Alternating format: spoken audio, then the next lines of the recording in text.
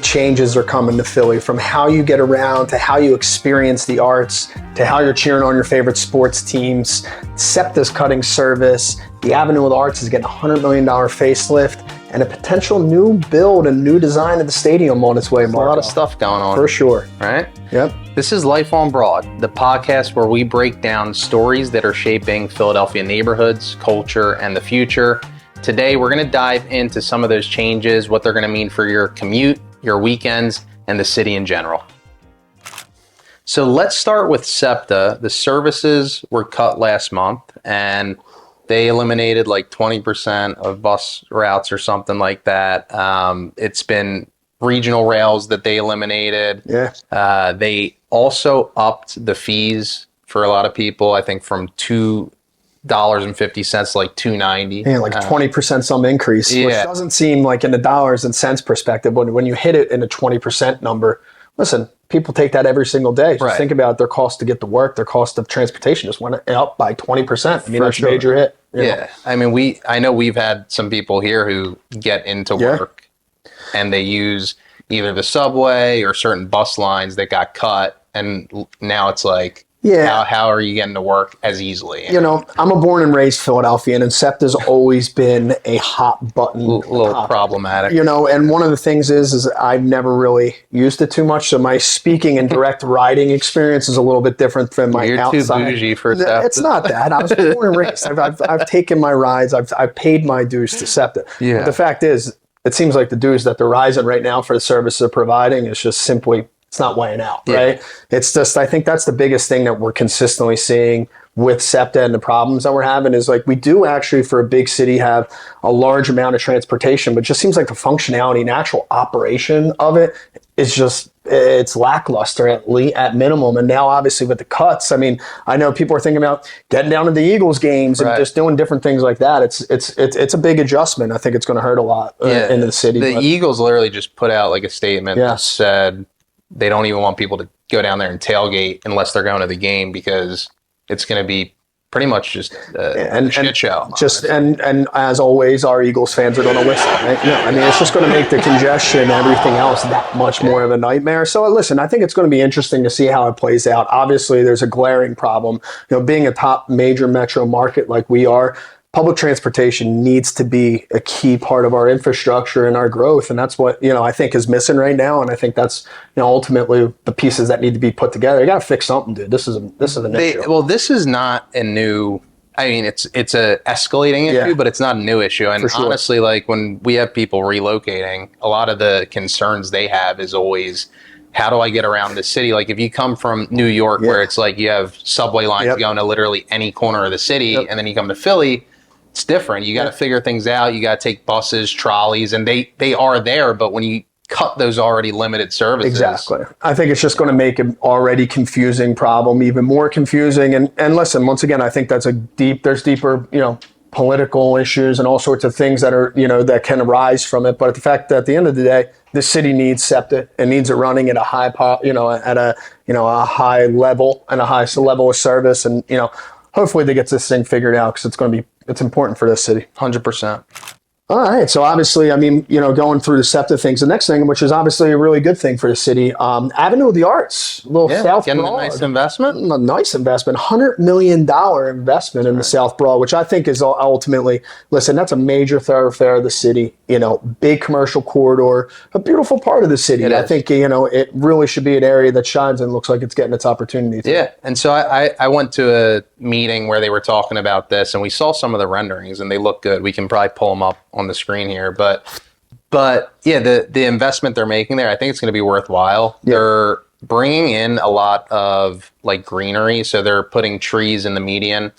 They're putting trees on the exteriors of the street as well. Nice. So what they're trying to do is basically like block off the cars from the pedestrians and make it more of like a walkable thoroughfare. I mean, Philly is already ranked one of the most walkable cities in the country. That's exactly right. And I think the thing too is like, I always go back to South Broad and like me and you, we started our career and did a lot of business on South Broad. Spent a lot of time there, but I always go back and I think about South Broad and I just think about COVID, right? And the impact that had on it. Yeah. And how kind of all the commercial spaces literally emptied out. And what really happened there, right? Yeah. Picked up crime and all sorts of things that just put a bad eye on the city. It did. Listen, City Hall is the center of Philadelphia. When you're driving up Broad, that's what you see. Exactly. And it should be beautiful. And you go to these other cities that have these beautiful roads with trees and I would say the closest thing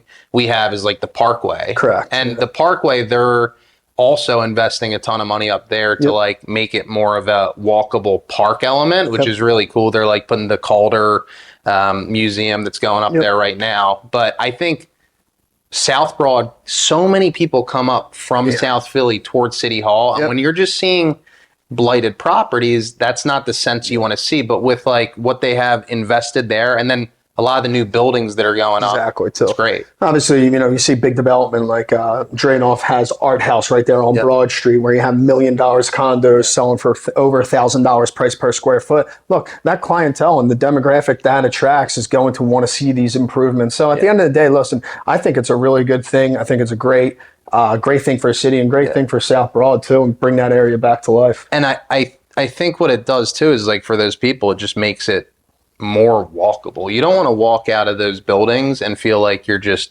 seeing cars zoom by. Into a highway. Really. Exactly. A 4-lane highway. The separation, I think, will be helpful. There's a lot of cool stuff going on there. I mean, you have even further south, like the 1001 building that they're putting up, Post Brothers. Post did a great job there. Yeah, big and building. then that's really a gap, that is now building and bridging other neighborhoods together, which is great. So, listen, that's the city that's evolving. I think the one thing they're doing right now in a bright way is really investing into the park infrastructure of the city. Obviously, 95 capping project. I know we talked a ton about that, but they're doing a lot of nice things around there. So I think it's a great impact for the city and ultimately a good thing for its residents and its visitors and tourism too. I agree. So there's been so much drama with the Sixers over the past 2 years, not to mention that they stink, but that this stadium that they basically went through all these hurdles to get it approved in Chinatown. It was a whole mess with the entire city.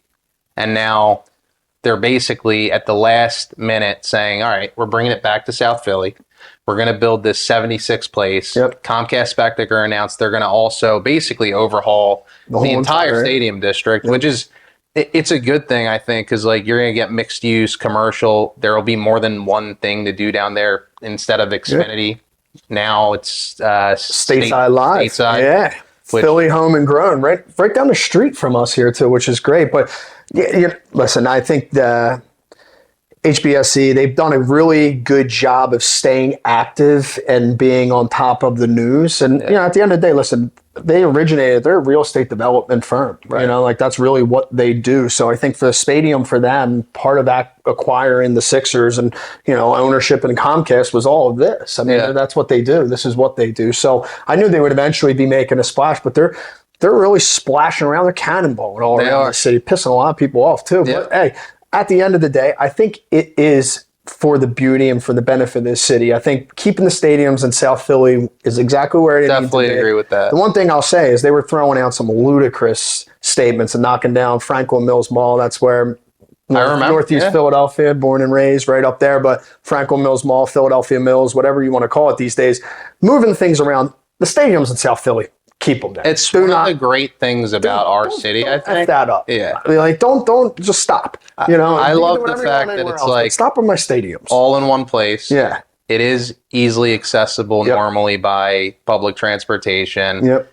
People go down there, they tailgate. I am excited to see more businesses in that area because right now you really are pigeonholed. If you're down there tailgating and you want to go somewhere, you either got to hike 20 minutes to Chicken Pete's or you wait in line at Xfinity for hours. And I think that too is one of the things I really like about this because we talk about it all the time. There's no real residential development outside of that stadium area. So if you start bringing more more commercial business down there and There's more options. There's more options, more opportunity, and I think that too. It bridges a lot too. Think about all the work going on down at the Navy Yard, right, and everything that's going there connecting the city exactly, and that's kind of seems to be a lot of the city's theme recently is kind of connecting and bringing a lot of the parts of that seem to be kind of distant together. Or dislocated a little bit. Try to figure a way to bring it back in. So hey, listen, that's an ambitious delivery plan, 2031. I don't know if you read in a few articles too. There's actually, and I want one of these, but there's like a boost option. You could, they said they can boost it and accelerate it by a year, which is really, it sounds like a load of baloney. Yeah, I don't know. But we'll see how that goes. But yeah, no, listen, I think at the end of the day, it's going to be a really good thing for the city. We're Philadelphia. We're born and bred. This is what we are. We're a sports team. We're a sports city. 100%. Park that stadium down there. Make it a staple. What do you think when they put all right, so if they're going to do commercial, resi, they have to have, they said parking garages, right? What do you think about like the tailgate culture? How that is that? Do you think it's going to change? Do you think people like, all right, when you go to DC and you're going into their stadium, it's like it's a different world, and I think that's one thing that I think will be intriguing. But I don't think tailgating's going. I don't think it's going. Yeah, I don't think so either. I mean, listen, you kind of took my breath away, kind of thinking about it. So let's hold maybe this question to the next pod. But that being said, like, I think that's the root of Philadelphia. Dude, there's so much land down there. A lot. And like there's plenty of spaces. People will find places places to park, and maybe the tailgate will get a little bit tighter, a little bit more strict, but at the end of the day too, there'll also be more options. People don't have to go. The reason why people tailgate is because there's nothing down there. There's 2 lines to get into any other bar in the area. Exactly. Or you got to go to the casino and you don't want to get in that. Yeah, we're not ready. This is not the pod for that. But that's what I think. That's what I think is going to be good about it, and I think that's at the end of the day, they got the space down there. I don't think they need to make any big changes, but it's a good change for a city and something to look forward to for sure. I also I know the stadium is slated for 2031. Yeah. I don't expect that whole area to be overhauled by then. No. I don't think they're doing any of that really anytime soon. So it always gets worse before it gets better too. Right. So remember that, and that'll be interesting to see too when they start building that up. How's that going to change?